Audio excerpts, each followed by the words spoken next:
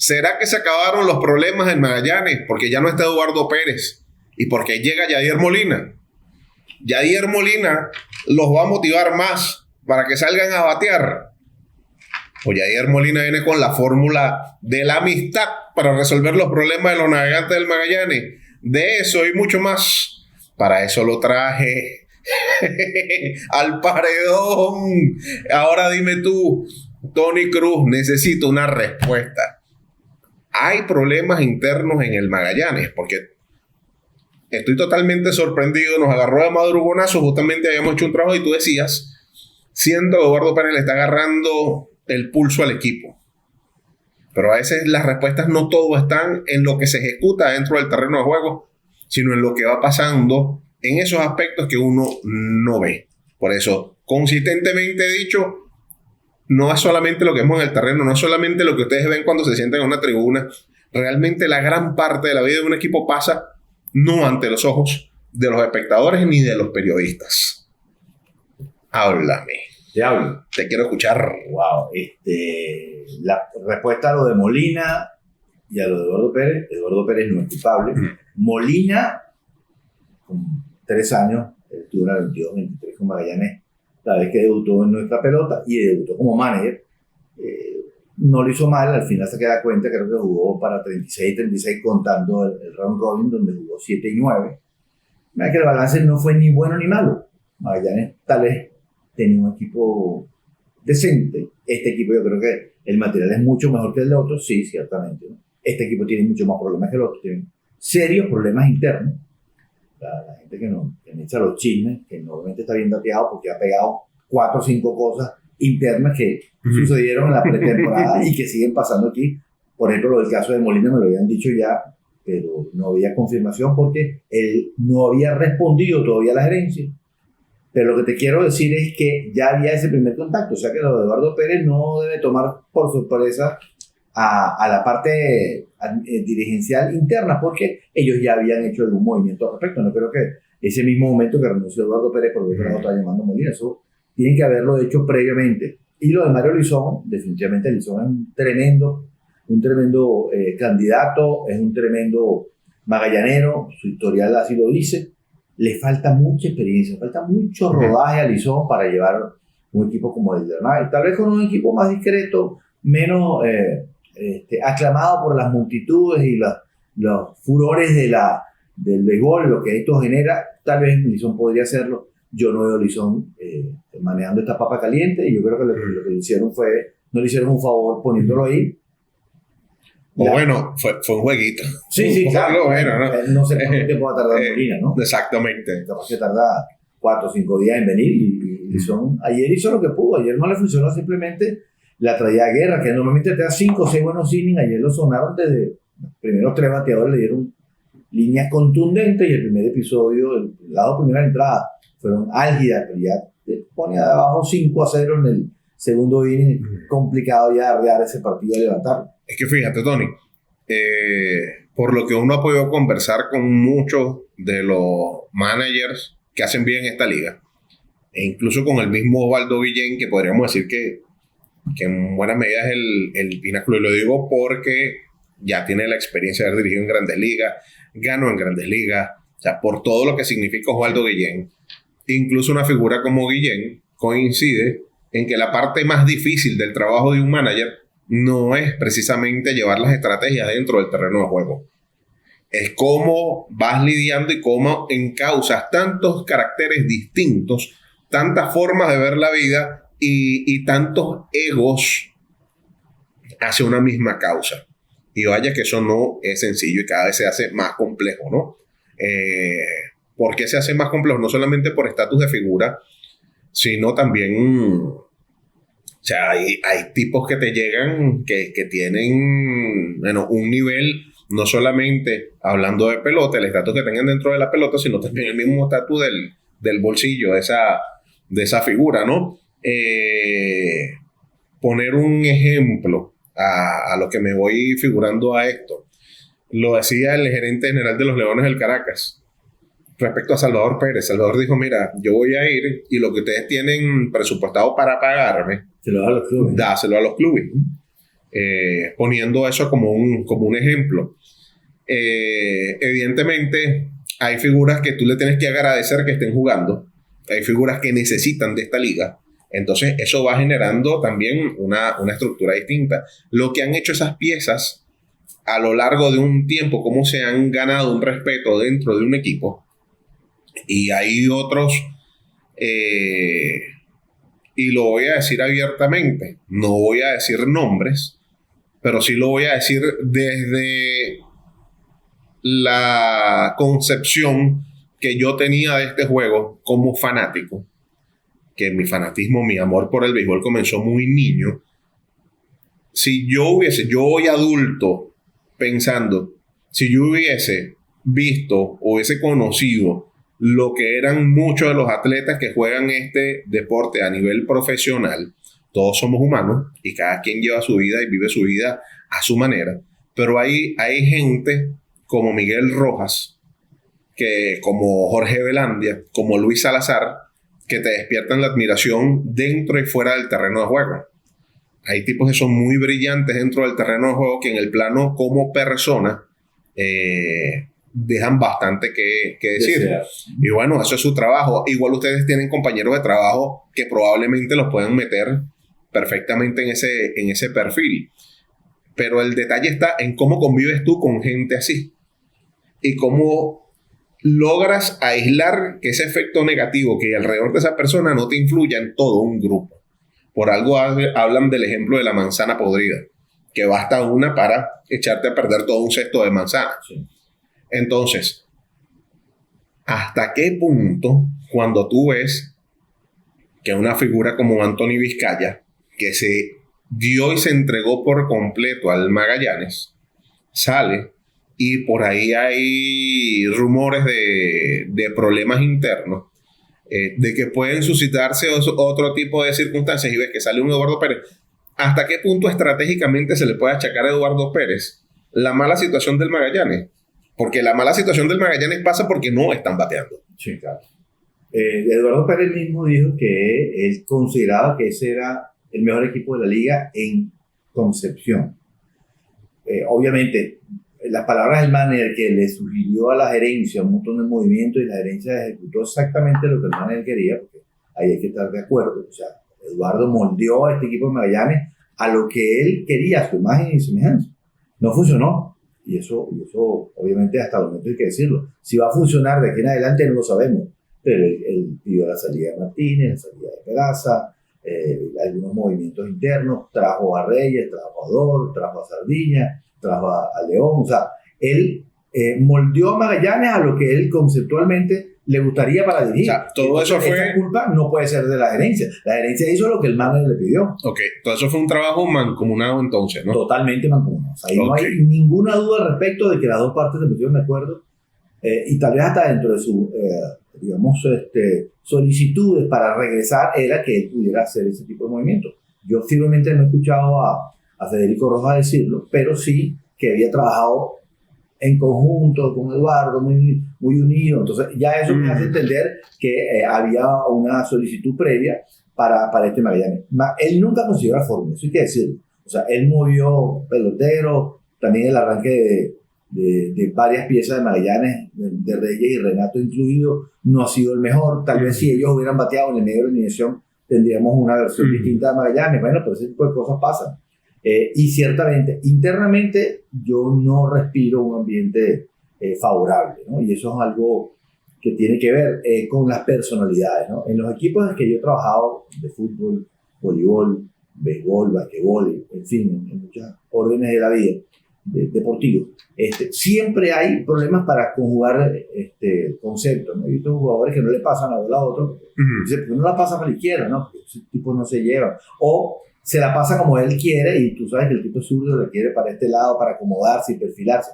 Ese tipo de escenario pasa en el basquetbol, en el voleibol, en todo. Es increíble cómo las personalidades pueden chocar, ¿no? Por eso dicen que el técnico tiene que ser un poco psiquiatra o psicólogo para manejar las personalidades. Y yo creo que ahí Eduardo Pérez sí fracasó, porque él llevó a un montón de peloteros complicados que tenían historiales de fama, de complicados en otro equipo, lo llevan para allá. Y cuando tú sumas esos caracteres, inclusive contra los que son más dóciles, en cierto sentido, siempre tiene choque, porque el dominante siempre quiere imponerse sobre el otro. Entonces ahí vas a tener inconvenientes. Yo creo que el principal problema de Yadier va a ser este máster que va a tener que hacer en psicología para enderezar caracteres en esa torre. Cuestión que no está sencilla. Porque tú te pones a ver, entonces, perfectamente a dos bateadores que son importantes. Renato sostuvo a Magallanes el año pasado, sí, ofensivamente, y estamos viendo la realidad de un Magallanes sin tener ese desempeño de un Renato Núñez. Otro de los peloteros, bueno, el mejor pelotero ofensivo de ese equipo, podríamos decir, en esta primera de cambio, es Tucupita Marcano. Sí. Pero Tucupita Marcano es un pelotero que para jugar al campo tiene sus condicionamientos. Realmente no es bueno para jugar al campo corto. No es la mejor opción, pero entonces te choca porque tienes a un Odor para la segunda base, tienes entonces a Tucupita igual, y bueno, además con el San Benito de Tucupita tiene un serio problema para batearle a los zurdos. Cuando tú juegas en una liga de predominancia de bateadores aún más marcado que la LVP, como es la Liga Mayor, y en la Liga Mayor tú alrededor de 18 turnos, tú nada más logras darle 2 hits a los zurdos, tú tienes un serio problema para batearle a los zurdos. Tanto así que no me lo contaron, lo vi con mis propios ojos, a Tucupita trabajando con su papá, con Raúl Marcano, bateando a la derecha en sesiones adicionales a la práctica de bateo. Él es un buen bateador. Entonces, o sea, eso habla de, mira, lo hemos intentado prácticamente todo y ya la alternativa de convertirnos en un switch hitter lo estamos considerando seriamente. Ante ese problema para poder conectarle a los zurdos. 25 años. No está fácil. Bueno. El switch hitter normalmente son peloteros que aprenden 7, 8, 6 años. O al comienzo, apenas comenzando. 10, exactamente. Años, o sea, pero ya los... Está el cuento de Vizquel, ¿no? A Vizquel lo convierten... Muchos deciden, me quedo a un lado del plato o me quedo al otro lado. Exactamente. A Vizquel lo convierten apenas empieza ese proceso, ¿no? En bateador zurdo, y bueno, ya sabemos lo que logró Omar Vizquel. Bueno, veremos, no ante atletas élite, porque hay que... O sea, en más de 100 años de historia, son poco más de 23,000 individuos que han logrado jugar en el mejor béisbol del mundo. Eso ya te convierte en un atleta élite. Yo le dejo el beneficio de la duda a un atleta élite, por más que sea complicado. Vimos como en el intermedio de su carrera, ya estando establecido y siendo una estrella como jardinero, y bastante que criticamos ese cambio de Mookie Betts al cuadro interior, sí, este año por lo menos vio mejores frutos. Es la excepción y no la regla. Porque es un gran atleta. Bueno, por eso digo, dejo el asterisco ahí. Bueno, son atletas élite. A lo mejor nos puede sorprender por lo mismo que tú dices, es un gran bateador. A lo mejor, bueno, nos vemos sorprendidos. No sería normal ver eso, sí sería bastante anormal, como bien tú lo puntualizas. Pero lo cierto es que te vas consiguiendo con algún tipo de situaciones. Yo sí coincido contigo que creo que Magallanes va a terminar siendo mejor equipo de lo que estamos viendo, en lo que tome su paso Andrelton Simmons, en lo que tome su paso también Carlos Rodríguez. A mí Nelson Rada me mostró cosas bastante interesantes cuando vi él. Claro, él no estaba listo para pero es que es producto de lo mismo, esa crisis. Los problemas en Magallanes lo pusieron a jugar casi que el día siguiente que llegó. Hay que ver qué impacto y qué resultado puede traer Yasiel Puig, que viene de un año que no fue bueno en Corea, que lo dejan libre y que tuvo problemas de salud con uno de sus hombros. Habrá que ver que Puig se termina mostrando en Valencia. El potencial de este grupo yo considero que es alto. Sí, yo también. Y este grupo tiene algo que el resto de la liga no tiene, y es picheo. En su momento los Bryan Mata tienen que agarrar el paso. Junior es más probable que sean más las presentaciones buenas que presentaciones como la que estamos hablando. Sí, ayer fue un desastre. Pero ya, es la excepción. Ya se incorporó José Suárez, ahora sumaste a Joander Méndez, o sea, tienes una cantidad de piezas y tienes un cuerpo de relevo que en general ha estado actuando bien, tanto así que tú te has sentido en la condición deportivamente, hay veces que las decisiones no pasan por lo deportivo, y siento que lo de Vizcaya pasó por eso. No lo sé, no tengo conocimiento, yo no tengo proximidad, pero tú no vas a prescindir porque al efecto vamos, ha tenido ya 2 presentaciones y muy buenas con los Leones del Caracas. Y lo va a seguir haciendo porque está saludable y tiene ganas. Entonces, deportivamente y sobre todo por todo lo que ha hecho Vizcaya en los últimos años con el Magallanes, tú tienes un seguro de vida en un pitcher como Vizcaya. Entonces, así habrá sido la situación. Y no estoy queriendo decir que el problema haya sido Vizcaya. Yo tampoco. Yo no creo que el problema sea Vizcaya ha demostrado ser un tipo muy profesional, por lo menos en lo que yo he tenido oportunidad con los medios. Yo lo percibo como un tipo tranquilo, afable, de saludo. O sea, es un tipo que aparentemente no te va a generar un problema. Por eso yo creo que son más los que llegaron que los que estaban, los que generaron el problema. Bueno, ya veremos. Esa será parte de la me imagino que en ese scouting report que le darán a Yadier, o simplemente le dirán, bueno, entra, tipo lo de circo, entra a la jaula con los leones y arréglate tú. Sí, arréglate tú con esas fieras puertas adentro, ¿no? Ya veremos el término corriendo. Pero para los fanáticos magallaneros que en estos momentos todos seguramente lo deben estar viendo negro, bueno, este equipo reconoce que la pelota, sobre todo esta pelota, no es una línea recta. Hay sus altas y sus bajas. Así como algunos equipos van a tener sus momentos buenos, van a tener sus momentos malos. Y bueno, hay un ratico para todos. Y yo creo que Magallanes va a tener los elementos. Si logra conjurar esa situación interna, Magallanes tiene los elementos para ser un equipo competitivo. Que lo logre demostrar dentro del terreno de juego, no. Eso será algo que vamos a ir descubriendo semana a semana. Pero por lo menos los elementos están. Pero bueno, para que haya... voy a utilizar un término muy coloquial. Para que eso pueda ser posible, hay que comenzar por poner orden en la pea, ¿no? Hay que encauzar y recordar que, mira, esto no se trata de uno, sino que es una situación hacia donde todos debemos remar. Más allá de diferencias, lo que tú creas o no creas, ya el tiempo también nos dirá, porque si en realidad es un elemento el que está generando toda esta circunstancia, va a llegar el momento donde les va a tocar pensar cortar la culebra por la cabeza. Y eso el tiempo también nos lo va a terminar demostrando, ¿no? Porque tú no vas a tirar toda una temporada de un equipo con tan buen material por un o por 2 elementos. Sí, claro. Ya veremos. 3 puntos suspensivos. No, insisto, a mí por lo menos, en lo personal, aquí detrás, a mí no me consta quién es, pero desde lo lejos, a leguas, se nota de que hay una situación interna de todas. De paso, yo, obviamente, hay que darle beneficio a la duda. ¿Qué buscan en Molina? Una figura que el pelotero respete.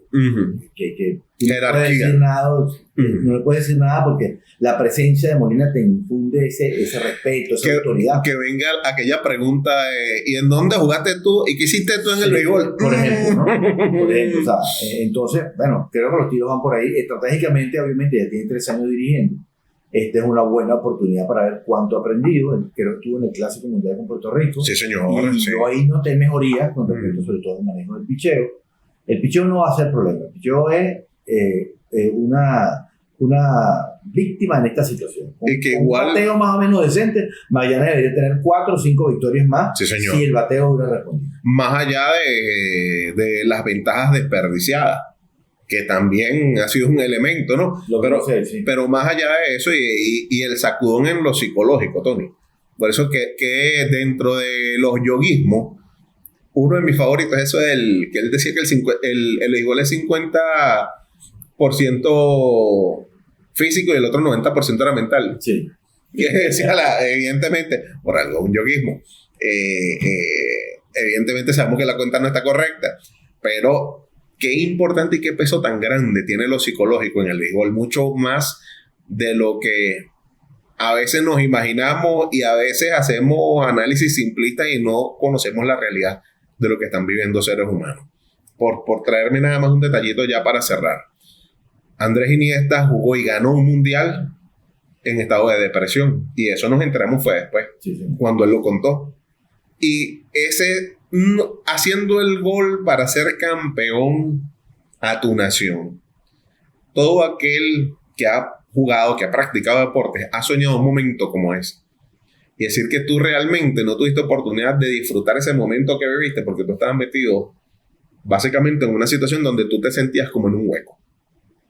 Entonces, el momento de más gloria, que muchas más almas han podido estar abrazando tu causa y tu emoción. En ese momento, ese caballero se sentía solo en el mundo. Entonces, bueno, no siempre 2 más 2 es 4 en esta vida. Así que bueno, ya veremos qué pasa con el Magallanes, pero nosotros tenemos que hablar más de la Liga Venezolana de Béisbol Profesional porque cosas raras han pasado y cosas muy curiosas, sobre todo en la jornada. Hoy es viernes 7 de noviembre, estamos grabando esto alrededor de las 10:45 de la mañana, pero bueno, vamos y venimos con eso, sí, con esas particularidades, Tony Cruz. Me parece muy bien, vamos y venimos con más de esta línea entre